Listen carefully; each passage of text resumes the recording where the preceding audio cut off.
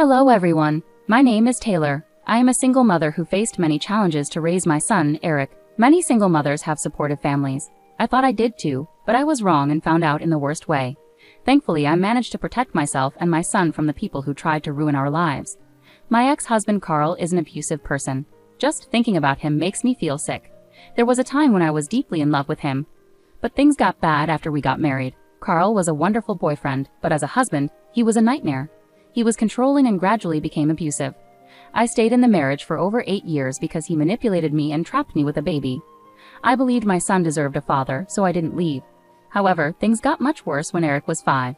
One day, Carl started to hit me very hard. My poor son saw this and tried to stop his dad. Carl was so angry that he pushed Eric to the floor. That was the breaking point for me. I called Child Protective Services, CPS, and the police, which was enough to keep Carl away from us. However, he was determined to get back at me. He said, "You think you can run away from me, Taylor? That will never happen. Sooner or later, I will have you and my son back in my house. You just wait and see. We are getting a divorce, Carl. There is no way I will allow you near me or my son again. Even if we divorce, I'll find a way to take Eric. I am his dad, and I have rights.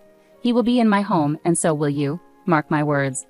Carl's behavior and violent history made me very paranoid. My son was extremely traumatized and had to go to therapy to deal with his issues. After a long court battle, Carl and I were finally divorced. I didn't stop there. I moved near my parents and sister to stay safe from Carl. I even got restraining orders against him. It was the most horrific time of my life. Carl never knew where I had moved. He might have guessed, but he didn't have my exact address. Being near my parents and sister made me feel safe. However, my parents were not very supportive of my divorce. They said, "Was it really necessary to get a divorce? You two could have attended therapy and talked it out. It's not a big deal. Poor little Eric had to lose his dad over your problems. That's so unfair. He must be devastated not being able to see his dad." "Are you serious right now?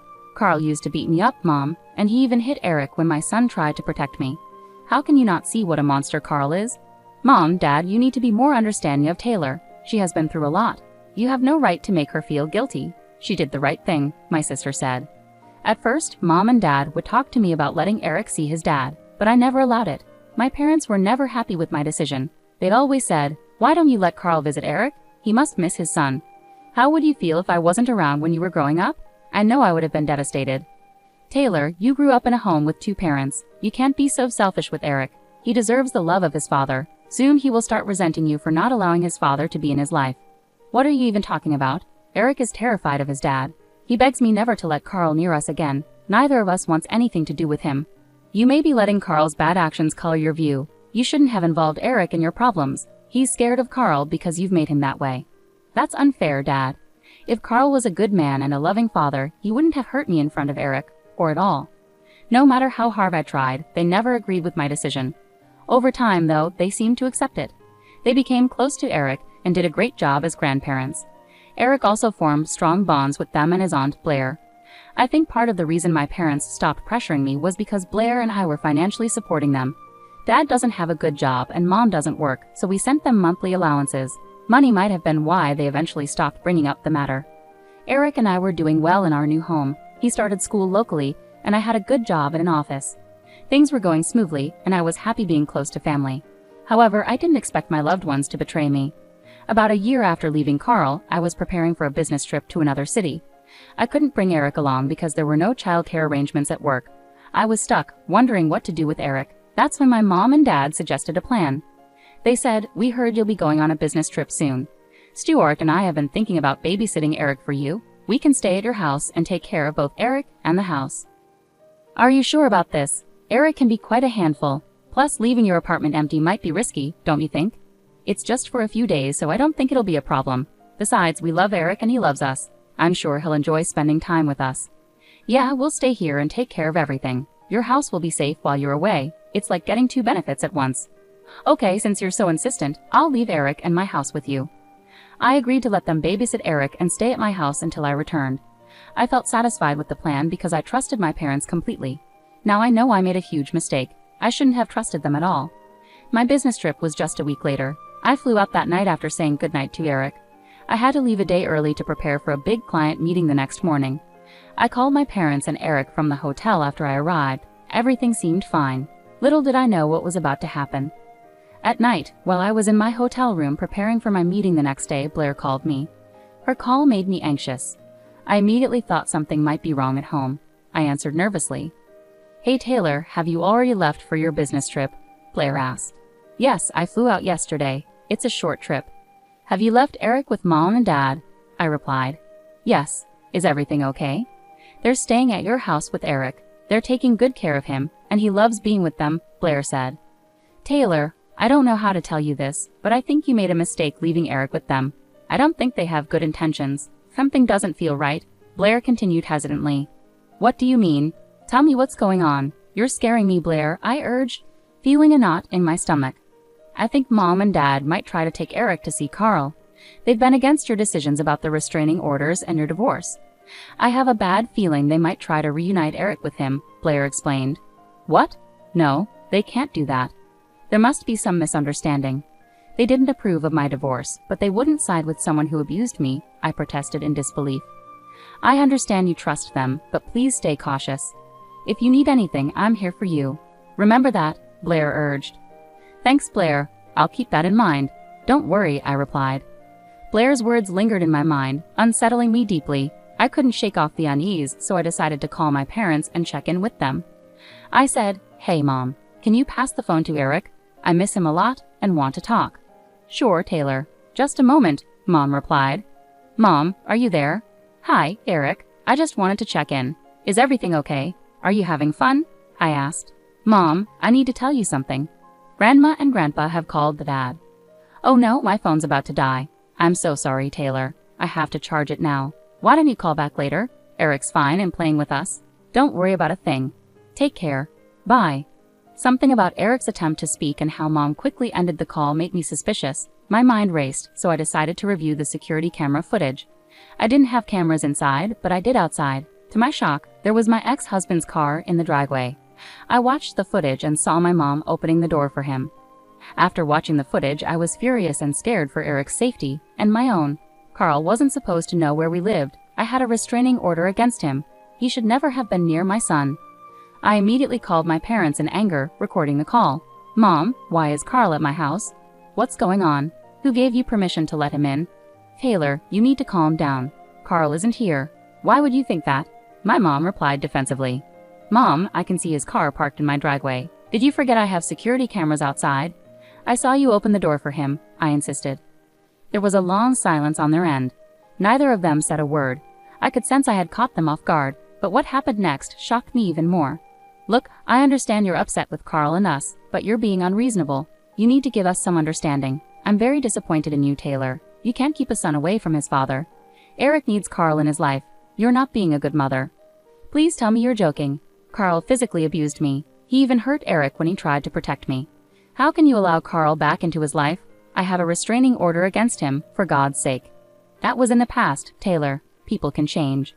Your restraining order was causing issues. So yes, your mom and I decided to step in. We gave Carl your address since you wouldn't. We've reunited father and son. They're happy together. Mom, Dad, you have 5 minutes to get Carl out of there. If you don't, there will be consequences. Don't threaten us, Taylor. We're your parents. You're 3,000 miles away. Carl will stay here as long as he wants. We're planning a picnic tomorrow." "I'm hanging up now before you say anything else," Mom retorted before ending the call. "I literally gave you 5 minutes to get Carl out. When that time passed and his car was still in the driveway, I had enough. I felt scared and betrayed. I knew I had to act fast, so I called law enforcement. I explained everything and told them to arrest Carl. I also instructed them to take Eric from my parents and give him to Blair. The police arrived quickly, thanks to living near a station. I watched through CCTV as they confronted my parents and Carl. Mom and Dad looked panicked as the police moved in to arrest Carl. Mom called me, furious. "Taylor, what's wrong with you? Did you call the cops on us? How could you do this? Carl could go to jail." "He will go to jail, Mom, and so will you if you don't leave my house right now. I don't want you and Dad on my property again. I've called Blair. She's coming to take Eric. You'll never come near us again." "How dare you, Taylor? You're a horrible woman. I wish you were never born. You can't kick us out and take our grandchild from us. We won't let that happen." "Good luck with that, Mom and Dad. The police will stop you if you try anything. They know Eric is going with Blair. You can't do this. We have grandparent rights. We'll sue you." "Good luck trying to fight me in court. It'll be interesting to see the judge's reaction when she learns you allowed an abusive man into my home despite a restraining order. You won't stand a chance." Before my parents could respond, the police emerged with handcuffs. Carl was led to a waiting police car and placed in the back seat. Seeing him taken away brought me a sense of relief and satisfaction. The police then turned their attention to my parents, who were flustered, and my dad began shouting at them, likely arguing about Eric. At that moment, my sister Blair arrived. She showed her ID to the police and took Eric with her. My parents tried to intervene, but the police intervened and prevented them from causing any trouble.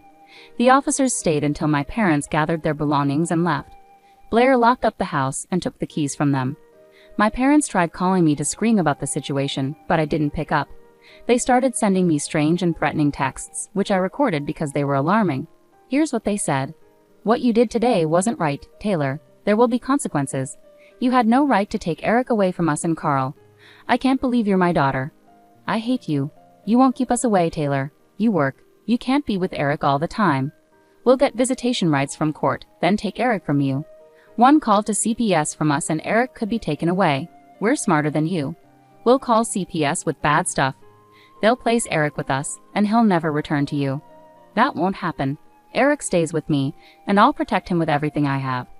We know Eric's school and your address. We'll find a way to be with him. You can't stop us.